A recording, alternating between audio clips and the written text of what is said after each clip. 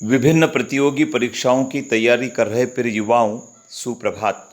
युवाओं, कोई भी प्रतियोगी परीक्षा यदि आपको देना है तो उसके लिए आपको सामान्य ज्ञान को अनेक स्रोत से जुटाना होगा। आप पत्र पत्रिकाओं को पढ़कर, YouTube चैनल के वीडियो को सुनकर भी सामान्य ज्ञान को बढ़ा सकते हैं।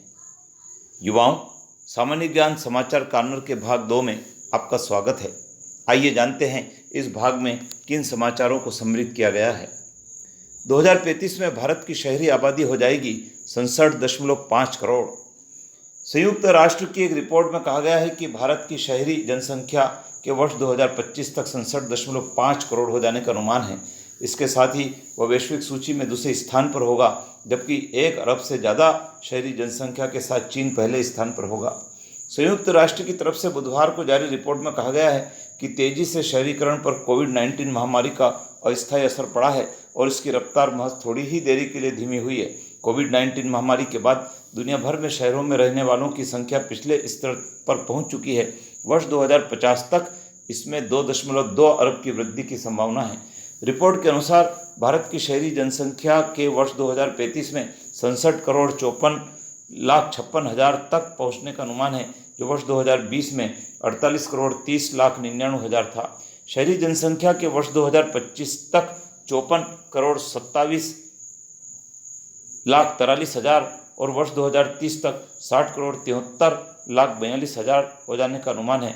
वर्ष 2035 तक शहरी क्षेत्रों में कुल जनसंख्या का 43.2% हिस्सा निवास करने लगेगा।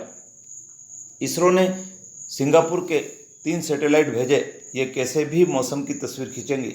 देश की अंतरिक्ष एजेंसी इसरो ने गुरुवार की शाम श्रीहरिकोटा से PSLV का एक और मिशन लॉन्च किया है। रॉकेट के साथ प्रोटॉन, डोसिमिर फेलोड और ध्रुव स्पेस सैटेलाइट ऑर्बिटल डिप्लॉयर भेजा गया है। इसके अलावा सिंगापुर के 3 सैटेलाइट गए हैं। इनमें DSEO और न्यूसार शामिल है। न्यूसार सिंगापुर का पहला कमर्शियल सैटेलाइट है। ये दिन रात किसी भी मौसम में तस्वीर लेने में सक्षम है। तीसरा सैटेलाइट स्कूप 1 है। पुष्पेंद्र यादव बने हाईकोर्ट में केंद्र सरकार के असिस्टेंट सॉलिसिटर जनरल। जबलपुर के अधिवक्ता पुष्पेंद्र यादव को मध्य प्रदेश हाईकोर्ट में केंद्र सरकार का असिस्टेंट सॉलिसिटर जनरल नियुक्त किया गया है। वह हाईकोर्ट में चल रहे विभिन्न मामलों में केंद्र सरकार की ओर से पक्ष रखेंगे। उन्होंने पूर्व assistant solicitor general Jinendra Kumar Jain का स्थान लिया है। यादव मध्य प्रदेश के अतिरिक्त महाधिवक्ता भी रह चुके हैं। नवनियुक्त असिस्टेंट सॉलिसिटर जनरल यादव ने कहा है कि वे केंद्र सरकार की ओर से सभी मामलों में मजबूती से पक्ष रखेंगे।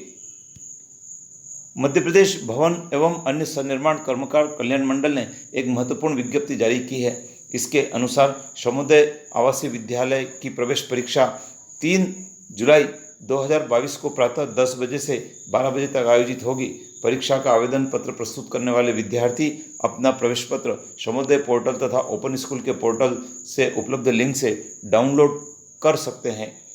आज के प्रमुख समाचारों में इन 4 समाचारों का समावेश किया गया है, जिनके आधार पर सामान्य ज्ञान के अनेक प्रश्न बनते हैं। विद्यार्थियों, आप इस प्रकार के समाचारों को सुने, चैनल पर बने रहें, सब्सक्राइब करें। यदि आप पहली बार जुड़े हैं तो लाइक करें, शेयर करें और सब्सक्राइब करें, अपने मित्रों को भी बताएं। जय हिंद।